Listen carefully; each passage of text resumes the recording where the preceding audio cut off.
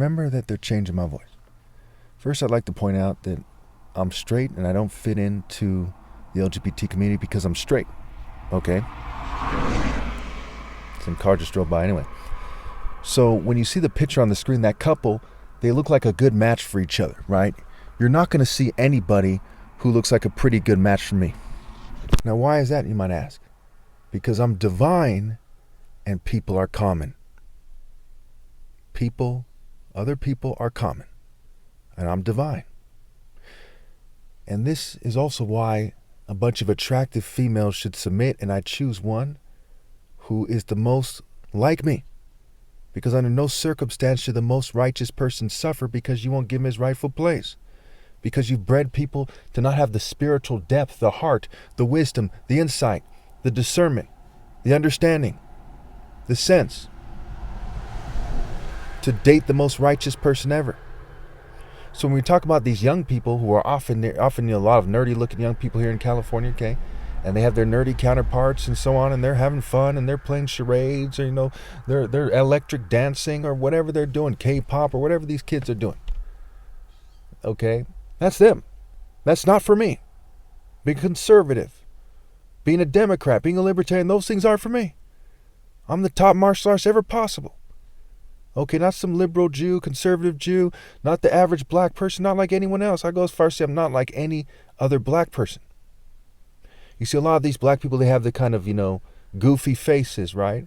And, lots of people like them and so on and so forth, and they fit in and they're happy to some degree, and they're not happy because of, me, the fact that I'm missing. Where everyone's not happy, a lot of it has to do with the fact that I'm missing, from public view. Now, bear with me now. In the movie The Greatest Story Ever Told, okay, it was about, Jesus, which is based on what they want to superimpose on me. Okay, Nicodemus was not present when they were deciding what to do with Jesus. Okay, why? Because they didn't want a voice of reason there to influence the process. Part of why life sucks is I'm not given my rightful place because bad people don't want me to influence the process. Okay? Now keep in mind, they know that even if all my poverty plans were to pass, that they still would be rich. There'd still be a bunch of females like them. Okay? These are people who want extreme sexual control, even though there's a bunch of females like them who are from their generational satanic groups.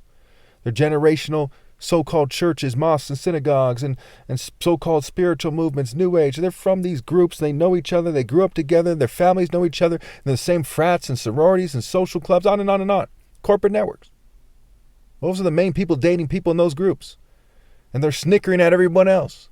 They're laughing at the 2 out of 3 young men who, young males who aren't able to find a date because of a bunch of social club weenies control who fraternizes with who and who lives where, and it's pathetic, okay? And you can imagine, if you're a decent person, it's nearly impossible to not put it this way. Why the hell should I pretend it's no big deal or some kind of a misfucking understanding, okay? The mistreatment has to do with the miss. Please mention the men shun. Please mention the men shun. The word intimidate. In time I date. You think that's a fucking coincidence? What about together to get her? Who? Who's working together? Oh, frats? Social clubs? The Weenie Foundation? Man, give me a fucking break here. You see what I'm saying?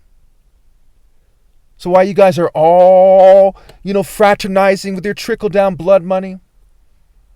Pretending to care on the left? Making it clear you don't care on the right?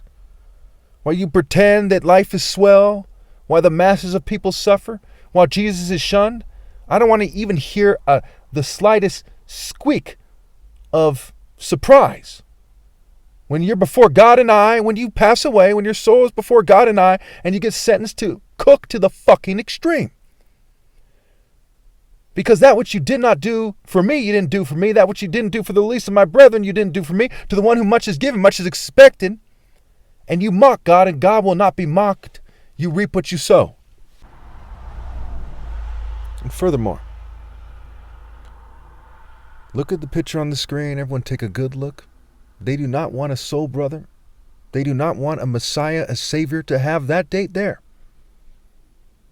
I'm not necessarily talking about the female. I'm sure she's a nice female. I'm sure she would reject me for petty-ass reasons, but I'm sure she has some, qualities that are somewhat redeemable. They do not want me in a nice restaurant with a gorgeous woman dressed in nice clothes, being treated the way I deserve to be treated.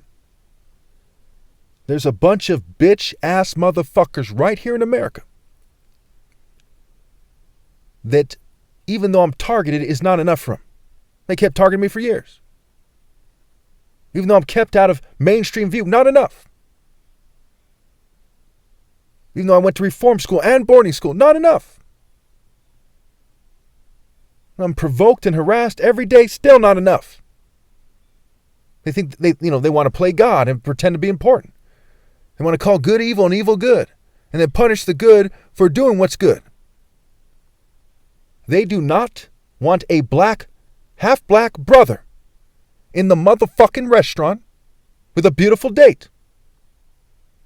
When I was young, there's this little kid, right? You think I'm making this shit up? I'm not. A little Jewish gentleman. Well, maybe not gentleman. He was an asshole, but, I try to be diplomatic.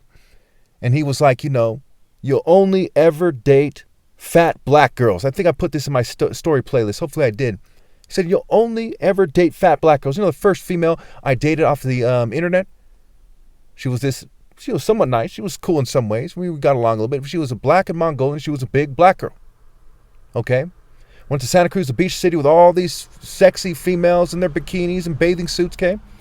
I dated a black female on the football team at Santa Cruz High. When I was in my late teens. Motherfuckers made sure that they created a society where they could predict how I would get shunned as a brain-searching son, tall, dark, and handsome, basketball star, you name it. Eventually a martial arts champion by 17. If I see 16 after 97. Where they could predict, dictionary, dick, shun, airy, ra, God's son. Where they could predict that would be what happened. Those bitch-ass, smug, entitled, privileged, motherfucking twits, those worms. Why children are raped, why women are raped, why they're running a train on them in frats, why they're turning them into porn stars, those punk-ass motherfuckers. How would you feel about it? Would you not want to start pulling whole cards? Punching tickets? Taking off on motherfuckers? Busting caps on a bitch?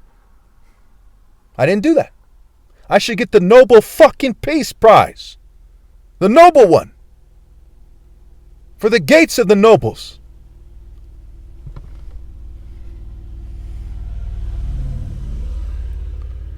Motherfuckers do not want a brain-searching son, the son of a humanitarian, the top martial arts ever possible, the most righteous person, the most loving person, in a nice restaurant, having a nice dinner with a gorgeous woman in a really nice restaurant. I've never done that because of these fucking selfish, entitled, rich ninny sons of bitches. So if you were to judge, what do you think should happen to their souls and their offspring because of their generational spirit?